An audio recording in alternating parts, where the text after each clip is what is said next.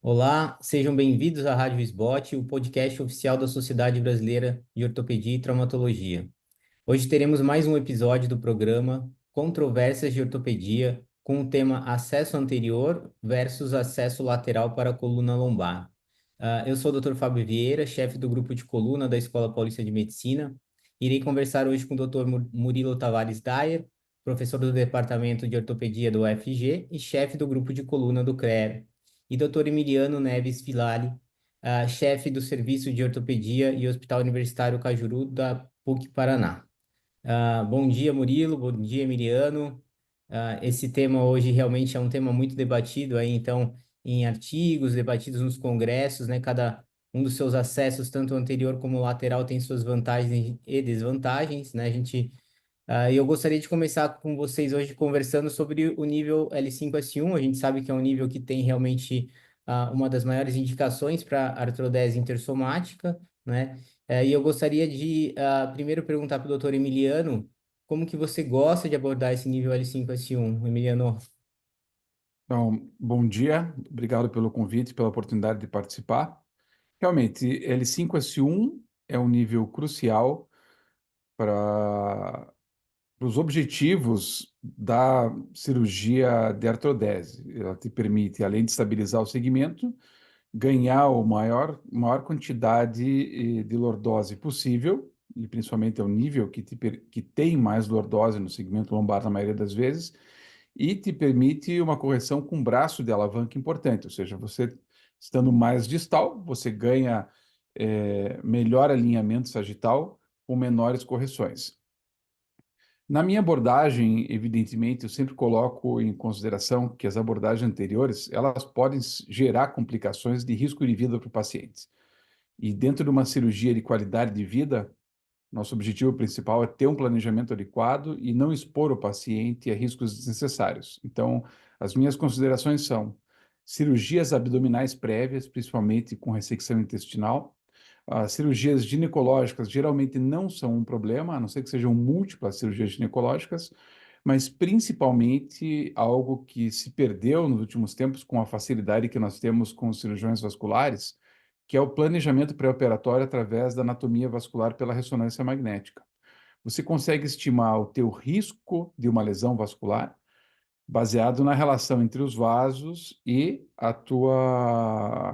e o disco intervertebral. Às vezes a janela da ressonância não permite isso, você precisa buscar imagens melhores, mas geralmente a ressonância me dá a viabilidade e o grau de dificuldade dessa abordagem. Uma outra coisa importante, que talvez caiba mais sobre a abordagem aqui, é a abordagem pela direita versus a abordagem pela esquerda. Eu tradicionalmente, principalmente no sexo masculino, abordo pela direita, uma incisão pararretal direita, um fanestil baixo, mas abordando o reto abdominal pelo lado direito, pois ele facilita a dissecção do plexo hipogástrico e diminui a taxa de complicações uroginecológicas da abordagem anterior. Perfeito. Murilo, e você, como que você costuma abordar esse nível 5-1? Bom dia, então, Fábio, bom dia, Emiliano, bom dia a todos aí. Realmente, o nível 5.1, o Emiliano comentou bem que ele tem todas essas características, né? Você talvez seja o nível onde pequenas correções aí implicam pequenos ângulos de correção, o local implica em correções eh, segmentares e da coluna, do segmento total da coluna e de todo o tronco do paciente de forma mais importante. O nível 5.1 ele é um nível que ele, assim, a abordagem anterior, o ALIF, talvez seja a abordagem de escolha para a grande maioria de nós, né? Mas eu acho que é o que o Emiliano comentou. Eu acho que você tem que escolher a guerra que você vai comprar. Se tiver uma anatomia favorável, que a grande maioria tem, eu acho que é a técnica que eu geralmente escolho. Quando a anatomia ela se mostra desafiadora nos estudos pré-operatórios, aí foi o que o Emiliano comentou, eu acho que quando você vai fazer esse tipo de abordagem, qualquer que seja, pré-pessoas, trans-pessoas, ALIF, você tem que olhar o exame de forma diferente, coisas que muitas vezes, alguns anos atrás, a gente não aprendia. Então, ter essa, e muitas vezes até o próprio exame não permite, que se o FOV do exame, aquele corte que é feito, se focar só no corpo vertebral, no axial, você nem consegue ver a anatomia vascular, então nem te permite avaliar. Então, isso mudou um pouco e a gente tem que olhar isso com muito detalhe para programar.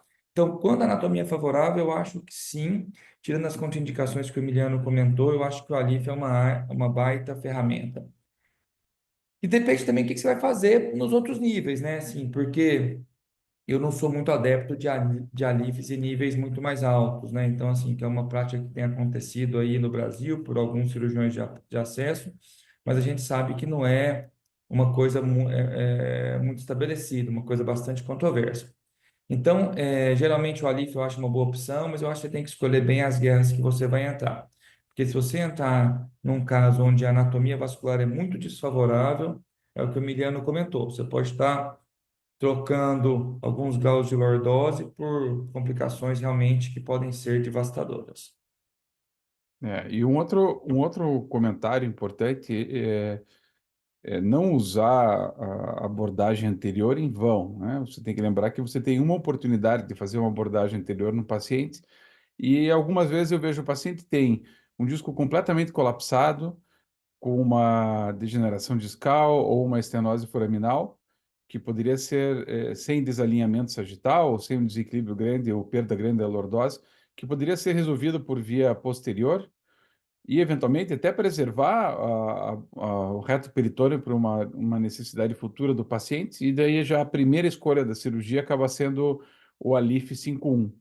E você, numa degeneração adjacente, numa necessidade de ganhar lordose, acaba perdendo essa oportunidade. Então, também eu prezo muito isso, a necessidade do acesso anterior para um ganho real de alinhamento do paciente. Perfeito. Uma outra forma que a gente tem realmente de acessar esse nível L5S1, né, que é muito discutida hoje em dia também, é pelo acesso lateral, né? Então, a gente tem o ALIF lateral e o ALIF 5.1. Apesar de ser uma técnica um pouco mais nova, né, tem muitos cirurgiões que já são adeptos.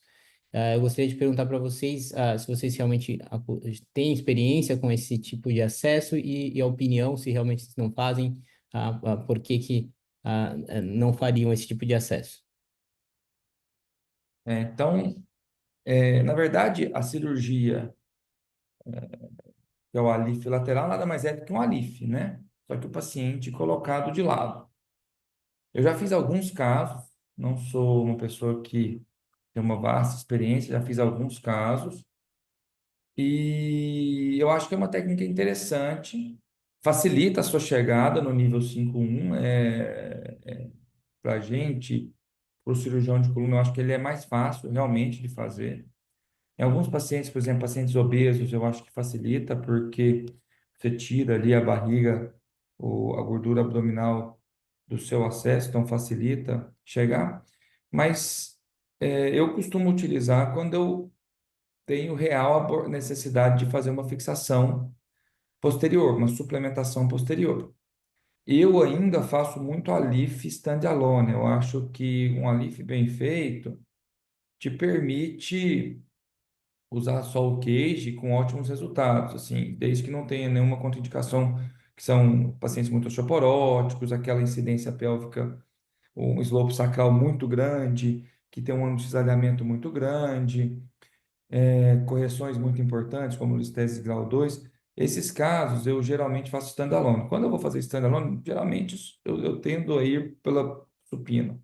Agora, quando você vai suplementar por trás, aí eu acho que é uma baita técnica assim, mas aí eu reforço a anatomia vascular ser favorável. Eu acho mais importante ainda, porque tem aqueles casos muito favoráveis, tem aqueles casos desfavoráveis, onde eu acho que a melhor abordagem é a abordagem posterior, tá? E tem os casos que ficam no meio do caminho. Nesses casos, eu tendo a exigir uma anatomia um pouco mais favorável ainda, porque eu acho que por mais que as grandes complicações, 90 e tantos por cento das complicações vasculares a gente resolve com bom tamponamento, eu acho que eu fico mais austero aí na avaliação pré-operatória.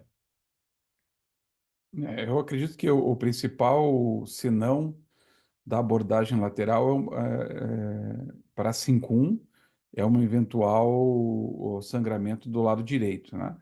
Apesar de ser raro, você não vê os vasos do lado direito, e geralmente eu faço um flap do ânulo fibroso quando eu estou fazendo esse tipo de abordagem, justamente para permitir que que eu não passe, né, para a região da profundeza, da profundidade, assim, digamos.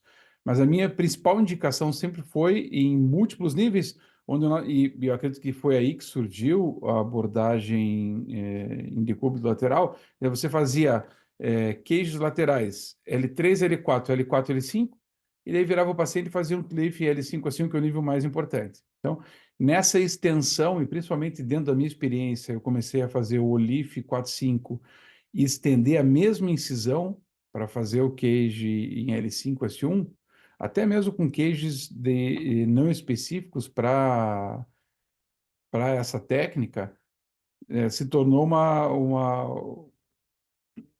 extensão viável, porque você já descolou o peritônio superior e a parte de baixo vai mais fácil, realmente, e você já tem os vasos na tua mão, né? Por conta da abordagem entre pessoas. Então, você tem um domínio bom dos vasos, você retrai bem a ilíaca esquerda e você consegue trabalhar com segurança. Tem uma experiência muito boa com isso. Em relação à complementação posterior, se nós vamos fazer múltiplos níveis e querer ganhar lordose nesses pacientes, principalmente porque esses não são queijos hiperlordóticos que você coloca em L5, S1, eu prefiro reposicionar o paciente em extensão, eventualmente fazer algum tipo de facetectomia posterior e instrumentar com o paciente em decúbito ventral. Uma outra indicação que eu tentei várias vezes fazer a fixação simultânea posterior é em espondilolistese ístmica. Mas justamente nesses pacientes, a fixação pedicular percutânea, ou ela guiada por imagem ou navegada, ela acaba sendo mais difícil porque a faceta L5-S1 é deformada, hipertrófica, e o ponto de entrada dos parafusos é mais difícil também. Então, em casos pontuais, eu faço single position, né? Mas na maioria das vezes a minha tendência reposicionar o paciente, fazer uma extensão lombar forçada, estender os quadris e daí liberar o máximo possível para obter, né, as melhores vantagens que essa técnica pode nos dar. Perfeito. Só para comentar aqui, eu estava comentando no caso, só pensando em 5.1, tá? Realmente, assim, como o Emiliano comentou, eu acho que uma das grandes vantagens é você, quando vai fazer outras abordagens. Eu acho que sempre você tem que pensar no que é menos invasivo para o paciente, né? E aí você tem que tomar cuidado para não achar que também que uma abordagem, porque a abordagem anterior ela é tida como minimamente invasiva. Mas se você vai se agregar a ela uma abordagem posterior aberta, você está agregando uma outra abordagem. Então, assim, nem sempre, vamos dizer assim, um mais um são dois, tem que lembrar disso. Por mais que ela tenha uma agressão muscular menor do que a via posterior aberta, a gente tem que lembrar disso. Então, acho que sempre a gente tem que pensar o que é o menos agressivo para aquele paciente. Se você tiver que fazer uma abordagem anterior, depois ter que virar, abrir tudo, você tem que ponderar bem a necessidade dessa abordagem anterior. Realmente eu concordo com o que o Murilo falou agora. Realmente, se o paciente, aquele paciente que você não tem como, você precisa realmente fazer uma descompressão aberta, né? Eu acho que aí, principalmente pacientes que já têm uma lordose adequada, o TLIF, nesses casos, mesmo 5.1, ele tem o seu espaço ainda, né? Ele consegue resolver muito bem ali o papel dele, né? E você consegue fazer sua descompressão direta ali do canal. Pessoal, vamos passar então para o próximo nível. Vamos discutir um pouquinho sobre o 4-5, né? Já muda um pouquinho a anatomia da região. A gente sabe aí que o acesso anterior ele já tem um pouco mais de dificuldade, a gente tem que soltar um pouco, liberar mais esses grandes vasos, né? Isso necessita de um cirurgião de acesso um pouco mais experiente. E também outra forma que a gente tem de acessar o nível 4-5 é de forma lateral, isso a gente pode fazer tanto transpessoas como antipessoas. E eu gostaria então de começar de novo com o Emiliano. Como que é a forma que você gosta de abordar o nível 4-5, Emiliano? Bom, eu fui formado na época não pré-psoas, né, mas pré-abordagem lateral. E o que a gente fazia nessa época era a abordagem anterior. O treinamento nos Estados Unidos era da prótese de disco e realmente são abordagens extensas com bastante manipulação vascular. Ah, esse, a mudança para abordagem pré-psoas, ela já existia quando a gente fazia em decúbito dorsal, quando você não conseguia afastar os vasos ou ligar completamente a ilho lombar, e você entrava com o teu cage oblíquo, né? Retraindo um pouco pessoas, com a desvantagem que muitas vezes você pegava a cadeia simpática e o paciente tinha algum sintoma de vasodilatação no membro inferior esquerdo no pós-operatório. Mas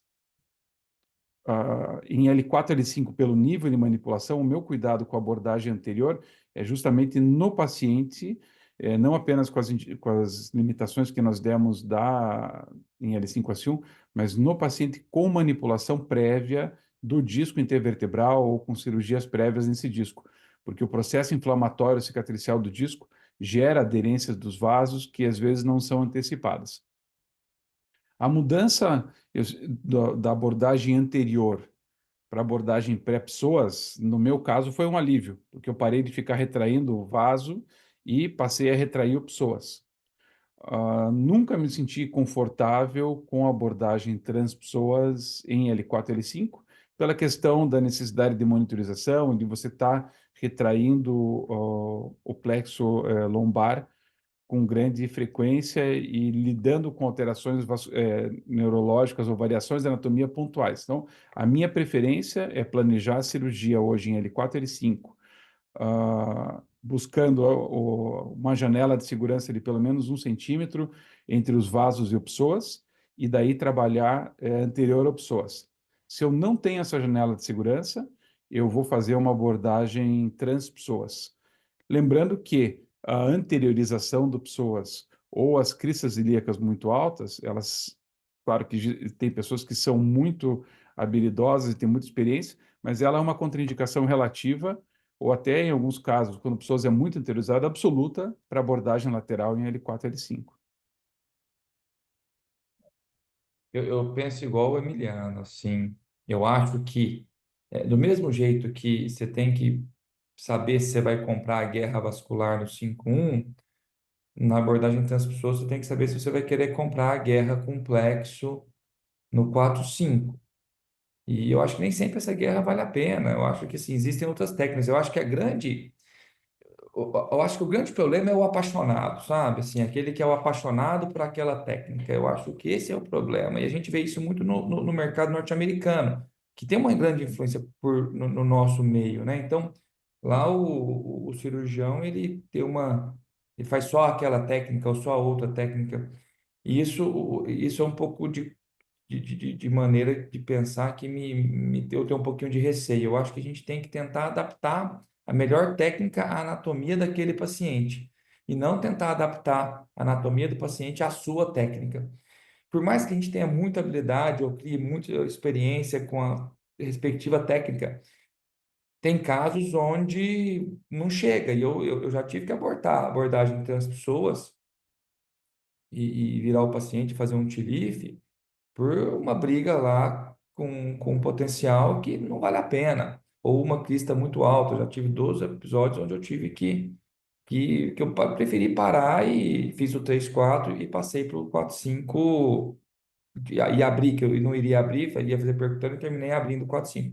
Então, eu acho que a gente tem que planejar bem, entender bem, e isso que o Emiliano falou, eu acho que assim, quando a anatomia, e do mesmo jeito que eu olho a anatomia vascular no 5.1, na ressonância, eu olho muito a emergência do nervo ali e a conformação do psoas no 4-5. Na ressonância te dá já uma ideia de como vai ser isso. Então, você olhando bem essa anatomia, você consegue prever se vai ter uma maior ou menor dificuldade.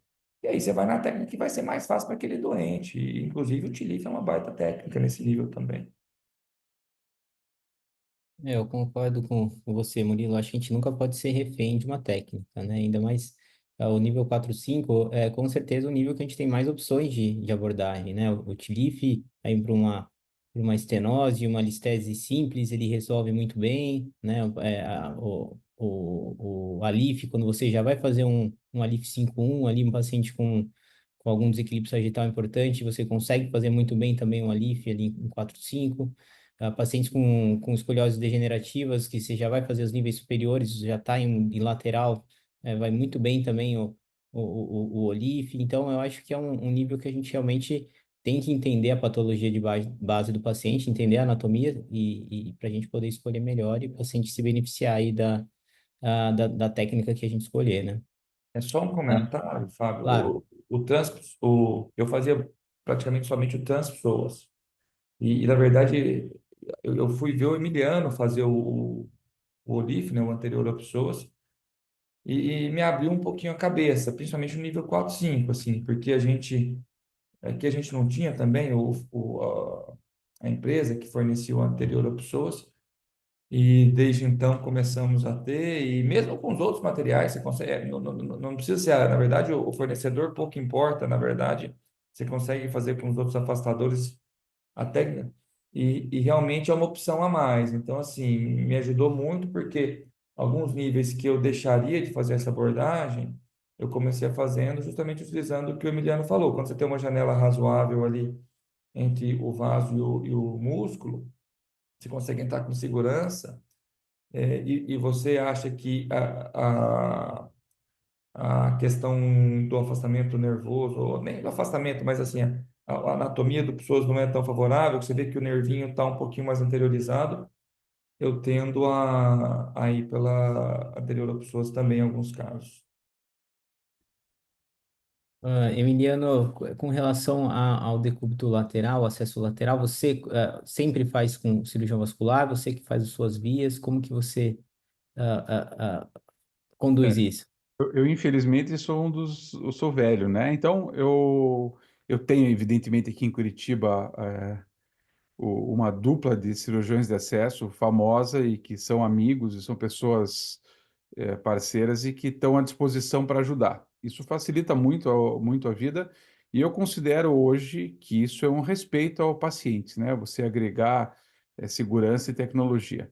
Mas realmente, eu na abordagem lateral, todos os membros da minha equipe fazem sem cirurgião de acesso, né? Nós fazemos tanto a lateral quanto a antepsoas sem cirurgião de acesso, porque eu acredito que nós somos muito cuidadosos na indicação e na anatomia vascular. Eu não gosto de chamar um cirurgião de acesso para uma cirurgia onde eu tenho risco vascular, então eu tenho que, se essa cirurgia não for uma cirurgia para uma infecção ou para um tumor, é melhor não fazer a abordagem anterior, porque a gente consegue resolver tudo, eventualmente com uma cirurgia mais agressiva e com pós-operatório mais complicado por via posterior, mas consegue, né? Eu faço corpectomia pela abordagem entre pessoas, drenagens de abscessos, até entrando até o canal, né? Porque você anterioriza bem o teu acesso.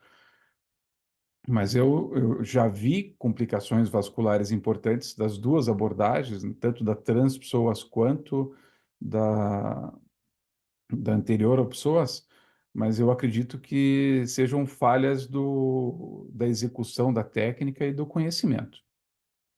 Inclusive, por exemplo, eu acredito que é bem mais fácil você fazer uma ressecção do ligamento longitudinal anterior, estando anterior ao psoas e tendo a visão direta dos vasos e indo de anterior para posterior, do que você estar dentro do psoas e tentar adivinhar quando você termina de romper o ligamento sem estar vendo os vasos, que seria uma situação de risco vascular real, né? Você queria ganhar com uma liberação da coluna anterior completa. Emiliano, posso fazer uma pergunta? Você tem feito essas liberações de LLA assim hoje em dia? Porque é uma técnica que falou-se muito, né, o ACR, e hoje em dia tem se falado muito pouco. Você tem feito essa abordagem? Eu gosto disso para quando eu tenho a possibilidade de ganhar alinhamento, de ganhar lordose em L4, L5, eu acredito que é o momento ideal, né? Desde que a anatomia te permita. Você pode ganhar também, e isso já foi mostrado, né? Só não removendo o ligamento longitudinal anterior e removendo todo o disco e o ânulo fibroso, né? Mantendo uma camada de proteção, você também consegue ganhar alinhamento.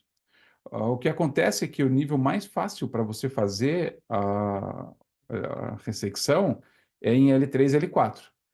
Mas eu vejo vários casos de L3 e L4 com ressecção do ligamento anterior. E daí você consegue ganhar uma lordose assimétrica e uma lordose desproporcional numa região onde, teoricamente, você não precisa de lordose. Então, você tem uma lordose global, e é a mesma coisa de quando nós começamos a fazer as osteotomias de subtração pedicular. Se fazia onde? Em L2 e L3. E daí ninguém entendia, a princípio, ou fingia que não entendia, porque os pacientes tinham degeneração ou fraturas na transição torocolombar, porque você criava uma lordose não fisiológica. Então, em L4 e L5 é uma boa opção, entretanto, é o nível mais arriscado pela anatomia vascular. Mas eu uso essa técnica, sim, quando eu preciso disso. Eu acredito que, se você tem alguma ressalva de abordagem anterior à anatomia, aí eu vou para a subtração pedicular, que é uma cirurgia grande, importante, mas que eu, dentro da minha prática, eu domino bem também, com os mesmos resultados que um ACR. Perfeito. A gente falou um pouquinho sobre single position, vocês falaram algumas indicações, vocês acabam utilizando mais realmente quando necessita de uma artrodese posterior simultânea, é isso? Eu acho que o single position, talvez ele mude pela possibilidade que eu tenho agora de usar o ARM e a navegação, porque a quantidade de radiação a que você se sujeita para passar os parafusos em decúbito lateral, principalmente os parafusos do lado direito, né, que está para baixo da mesa, acaba sendo muito grande. Eu vou dizer que numa empolgação inicial dos parafusos percutâneos, eu fiz bastante essa técnica, né? Fazia 2 níveis laterais e daí fazia essa fixação. E algumas vezes eu já fui chamado para fazer em outras cidades, paciente com artrose facetária, eu já falei, ó, de cara, vamos fazer abordagem lateral e reposicionar o paciente para fazer o percutâneo em decúbito ventral, que vai ser mais fácil. Agora, a experiência da navegação, né, e principalmente com as aquisições do OARM, talvez faça com que essa realidade para outras pessoas seja diferente. Eu tomo muito cuidado com a fixação, porque assim, abordagem, parafusos pediculares laterais, você depende muito do grau de artrose facetária e do material que você tem, para que ele realmente vença essa artrose e você não fique apanhando do ponto de entrada dos parafusos. Já aconteceu também de eu perder completamente a aquisição da navegação por ficar martelando e batendo num osso muito, muito duro. Então, tem esses detalhes, mas é uma alternativa importante. Lembrando que em decúbito lateral, o teu ganho de lordose é aquele que você teve com a abordagem anterior.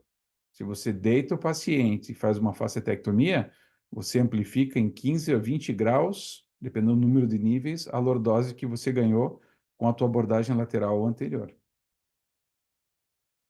Isso que o Emiliano comentou é muito real, né? A gente falava muito em grau de angulação dos queijos, né? Então tem queijo de 20, de 30 graus, e a gente, alguns anos atrás, tendia a pensar que um queijo de 20 te dava 20 graus de lordose, e a gente viu que isso não tem nada a ver. Então, para você otimizar esse ganho de lordose, se você não fizer uma facetectomia posterior, o ganho de lordose, mesmo com as abordagens anteriores, tirando aí um pouco o alívio da brincadeira, são pequenos, né? Assim, 4 graus ou menos, assim, são pequenos. Então, para você otimizar realmente a facetectomia posterior, ela é importante. E então, eu acho que isso é uma questão que é interessante a gente comentar, que esse grau angular não tem muita relação com o que você vai ter no final. E uma coisa que eu realmente, o que eu concordo muito com o Emiliano, que a abordagem com os parafusos pediculares, aí realmente a tecnologia do material de implantação dos parafusos pediculares realmente faz muita diferença. Se você não pegar um material que te ajuda muito nesses percutâneos, aí é melhor você virar. Se tiver um material muito bom, eu acho que você consegue, se a anatomia também for favorável, não tiver nenhuma deformidade muito importante, eu acho que você consegue ir até com 2, 3 níveis. Mais do que isso eu não faço, não. Mas 2, 3 níveis com material muito bom e, anatomia, e sem muita deformidade, eu ainda acho que que você ganha tempo. Mais do que isso, acho que começa a perder tempo. Aí o single position, você começa a perder tempo, não tem razão de ser, é melhor virar e tentar fazer de forma mais objetiva. Eu acho que realmente com o ARM, a grande vantagem é a possibilidade da realização simultânea, né? Então, eu acho que isso ajuda muito o ganho de tempo em uma cirurgia que às vezes o fato de ter que fazer primeiro a via anterior, né, a lateral, e depois a via posterior, isso a gente acaba perdendo um pouquinho de tempo e com o ARM a gente consegue ganhar realmente esse tempo aí que com a escopia a gente não tem. Pessoal, a gente está chegando aqui ao final do nosso tempo, né? Eu gostaria de perguntar aí para o doutor Emiliano, doutor Murilo, se eles têm algumas considerações finais aí sobre o nosso tema de hoje. Bom, eu tenho 25 anos de abordagem anterior e lateral. Não sei se felizmente ou infelizmente. E o que eu aprendi nesses anos e que eu enfatizo para as pessoas que eu treino não menospreze a anatomia vascular e não transforme uma cirurgia de qualidade de vida numa cirurgia de risco de vida para o paciente. Respeite, né, as, as estruturas vitais desse paciente e seja cauteloso nas tuas indicações, mesmo tendo excelentes cirurgiões de acesso ao teu lado. É, perfeito. Eu concordo totalmente com o Emiliano. Eu acho que talvez eu acho que o Miliano é um dos caras que mais tem experiência, assim, de como cirurgião de coluna em abordagem anterior. Eu lembro que foi feito um curso aqui em Goiás, era acadêmico ainda, e ele veio dar aula de Alif, ele fazendo as abordagens, ele há muitos anos. Então, eu acho que isso aí é fundamental. E o recado que eu daria é isso, tenta adaptar a melhor técnica para aquele paciente, assim, eu acho que esquece um pouco o modismo, esquece um pouco a paixão, e vai para o que você acha melhor para aquele paciente. Dá uma olhada no exame de imagem com um pouco mais de detalhe, dá uma olhada fora da coluna, né? Então você tem que olhar de forma mais ampla aquele exame. E eu acho que vale muito a pena essas abordagens quando elas forem realmente agregar menor invasão para o paciente. Agora, se ela for simplesmente para agregar mais uma abordagem, ela, por mais que a lesão muscular seja menor, o tempo cirúrgico aumenta bastante. Não adianta ninguém falar aqui que é muito pouco, porque cada virada de posição, cada preparo é tempo cirúrgico, é morbidade. Então, acho que elas são muito importantes, ajudam muito, melhoraram muito a nossa vida, porque tornaram as nossas cirurgias muito mais versáteis, a gente consegue ter várias opções cirúrgicas, mas eu acho que a gente tem que ponderar bem antes de tomar uma decisão dessa, para ver se a gente realmente está agregando menor invasão ou não. Só um comentário final aqui.